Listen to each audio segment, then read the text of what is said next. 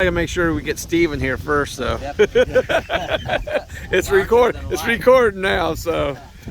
That's fine. So if we're recording, we can get started. Yeah. Yeah. Well, I mean, if you had to say, where do you start? If you had one story about Kettlitz? Last night I told the story, and the way I started it off was that in my lifetime, there's been two people that I felt someone should write a book about. And out of those two people, one of them was Dan Crable, another good friend that we said goodbye to, or not goodbye to, but said greeted last night, honored last night. And the other is Bruce Kettlitz, because Bruce truly was a one of a kind. His personality was evolutionary from the first time I saw him in junior high band with Mr. Selman. I knew that there was something a little bit different about Bruce and how his world flowed a little bit different than ours. And but we became friends in junior high, and that was the first appearance that we ever had on stage and played publicly as a rock and roll band, was playing Twist and Shout on the stage of the junior high auditorium during a talent show. And that was the beginning of my relationship with Bruce. And that Bruce and I turned out to be lifelong friends. And one way or another, we had helped each other along the way. He was such a unique personality, and up to the very end, Bruce was always Bruce by his design. That's it. Well said. Well said. Well, he was such an intense guy. He only went one speed, and it was full speed. And just his voice was so strong, and he had so much intensity with the voice that one thing I'll never forget was in terms of electronics and setting up for the band, he was so clueless, but he knew his drum set. So we told him, okay, Bruce, you handle your drum set, but the one thing you need to do is hook up your own microphone, which he always did. So one time, for whatever reason, he was going to be late to the gig, so we were setting up his microphone for him. This is like after a year or so. And I'm setting up the mic, and I pull it out of the bag and look at it, and I said, guys, you've got to come see this. His mic had a crusted sheet of phlegm that thick. Along with cheeseburger and how it even worked, other than the fact that his voice was so strong, it somehow made it through all of that. And so I think Al volunteered to get a chisel and try to chisel it all off before he got there. No, that was a pressure car wash. That's the only way you're going to get that off. He was just an intense guy. I mean, always full speed. There wasn't any medium to Bruce at all, and it just did absolutely probably the most unforgettable character that I've ever met. That's saying a lot. It's wonderful to be able to stand here and not laughing at his expense, but we all have, when we talk about Bruce, we laugh. That's Sure. part of it, because Yeah, well that said. was just the environment around him. Yeah. Steve, you've got to have some words of wisdom on that. Actually, the way I met Bruce was when they first moved to town here. It was in the winter time, and I had a paper route. And when I'd get done delivering papers, I'd come over and ice skate on the park pond. And Bruce's mom saw me over there, and she called my mom and asked if she paid me, would I teach Bruce to ice skate? So actually, I got paid to hang her. There you go. There you go. Kind of like tying a pork chop around a dog's neck, right? Oh, shoot. Later on, when Al was taking care of him, he'd bring him home. I'd give Al kind of a break, and I'd take him to my house, and I'd help him because I'd let him smoke cigarettes and drink beer. Al wouldn't.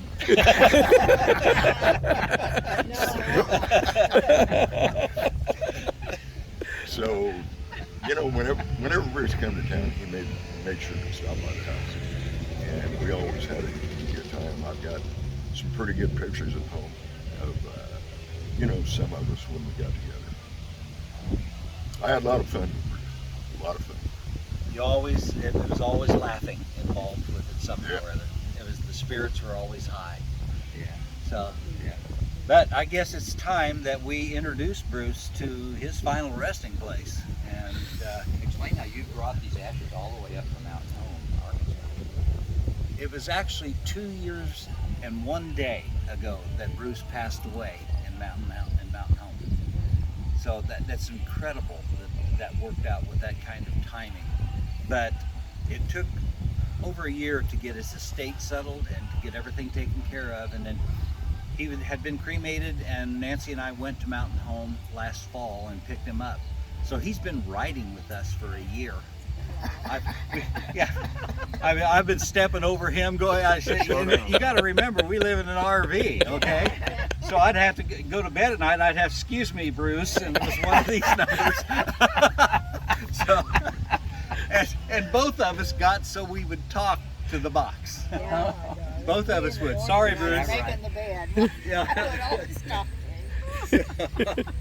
So yeah, he's, despite all that, he's still missed 2 years later.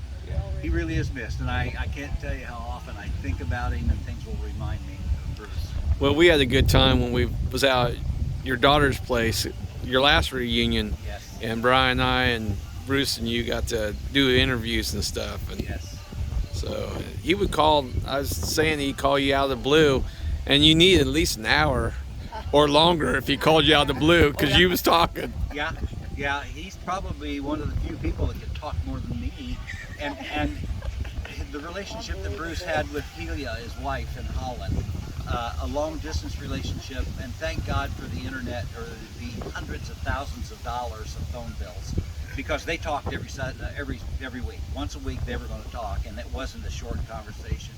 So I know that Helia still misses that greatly too, because I talked with her. But today we're going to scatter some ashes, and we've already checked the wind direction, and we're going to figure out, I've never done this before.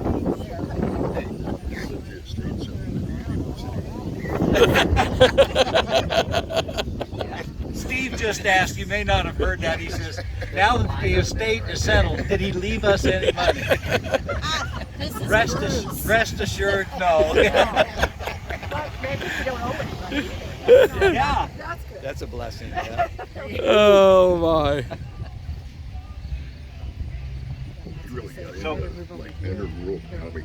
And every time he'd come here, we'd go to every antique shop within a 100-mile radius. So I'm So he could look for inner-rural comic. Get all over it, all over everything.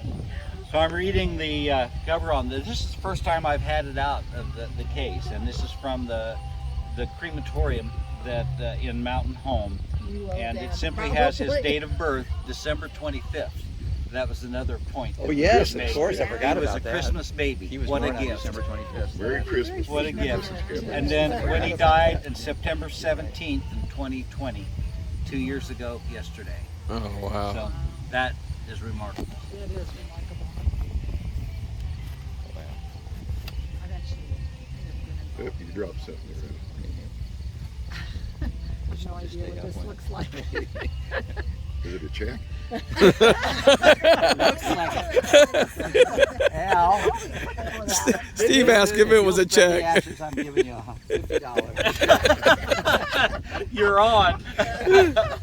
That's a certificate. That's a certificate of cremation that blew out of the box, because this is the first time I've had the box open. I don't know what was in there, so that's something that could be forwarded to him.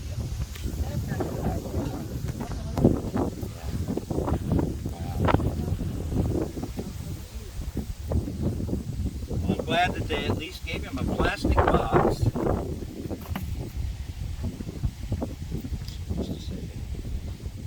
And it does say right here, open with caution. There could be a jack in the box in there. Knowing Bruce. It's like,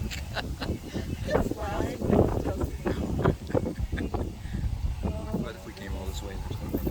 There's nothing. Okay, here we go.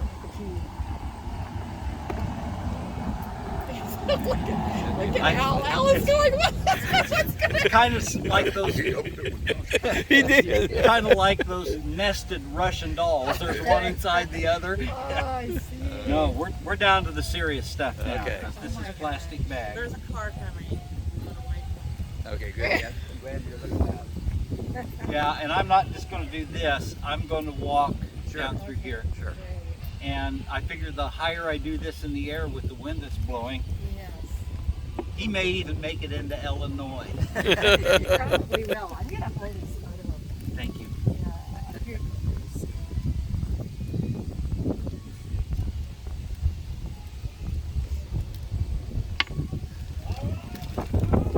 So there may have been a lot of laughing, but trust me, it's with a lot of reverence and respect Absolutely. that I do this. I'm honored to be able to do it. That truck may not feel quite as honored. Clear this truck out. All right, Bruce, the final resting place. Okay.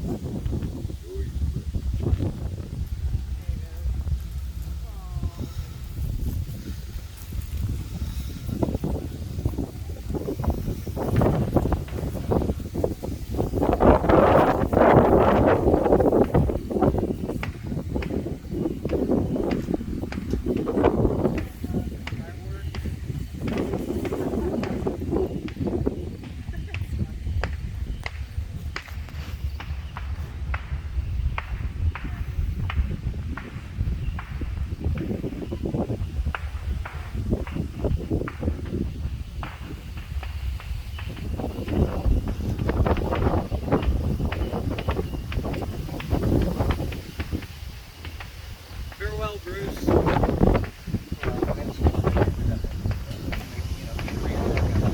Yeah.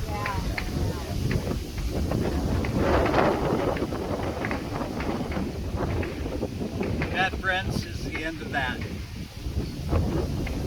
Thank you, Jay. Thank you.